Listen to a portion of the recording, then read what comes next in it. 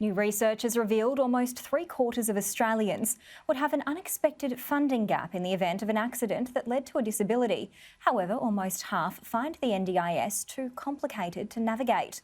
Joining me live for more on this is disability sector expert and co-founder of Developing Australian Communities, River Knight.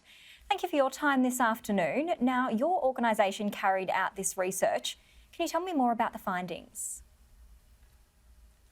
What we've found through the research of developing Australian communities is that people are still struggling to really navigate a national system that, even though it may be 8 to 9 years old, still is finding its feet in terms of making sure the people that are using that system, accessing that system, or even not even sure if they can even apply for that system, understand the intricacies, the bureaucracy and the processes of an essential service.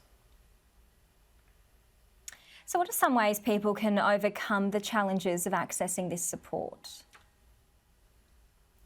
One of the things that's really important is we need that face-to-face, local level support from people that can explain systems to people that may be having difficulty in terms of intellectual disabilities, may have medical conditions, they have things going on in their lives. They don't have time to learn bureaucracy, learn systems and policies that may not make a lot of sense. They need that support. And one of the things that's happened by nationalising the disability services sector is that we don't have that funded support at the front line that we used to when the state-based system was there. So now we really need to be having events like what Developing Australian Communities runs around Australia. And we also need to have that time in that space where people can ask questions, because they don't need to spend their time understanding a new system. They need to focus on getting support and access to funding, and also be able to use the funding, because a lot of that funding is going unspent, and at the moment it's a use it or lose it approach with NDIS. So if I don't spend that funds that I have in that 12-month period, I lose that and I may not get it next year. Now, you did mention the events that your organisation is running. It's 4 Expos across this year, across the nation, to help those struggling to access support. Can you tell me a little bit more about the Expos? So right now we have events that we're running in Brisbane, Sydney, Melbourne, Perth, and at the moment with what's going on with COVID, there are no safe spaces for a lot of people that are very vulnerable to be able to get that support and make those connections, and they need to. They may avoid shopping centres, they may avoid places like the cricket where we see 100,000 people sitting elbow to elbow, but we need to be able to connect. So what we do is we provide a space where hundreds of service providers can be available in a COVID safe space, and participants, which are about 500,000 at the moment around Australia, can come along, ask questions, but not just have pamphlets and stalls.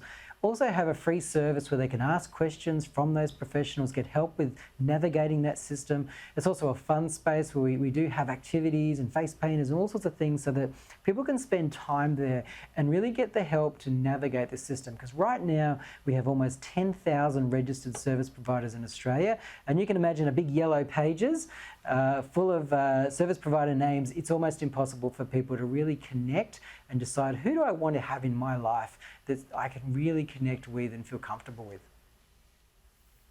And just finally, there are staff shortages happening nationwide across many industries due to COVID testing and isolation processes. Is this also impacting the disability sector?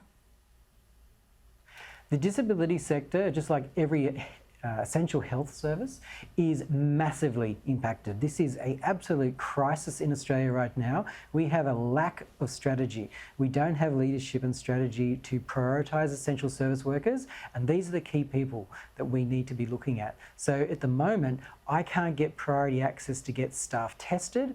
I can't get priority access to get the results quickly. And when you've got participants with high medical complex support needs, they don't want people screened by home testing. They need pathology results from proper PCR testing. That needs to be prioritised, and our leaders need to get their act together with this, because we are going to have a lot more deaths. River Knight from Developing Australian Communities, thank you for your time this evening. Thanks for having me.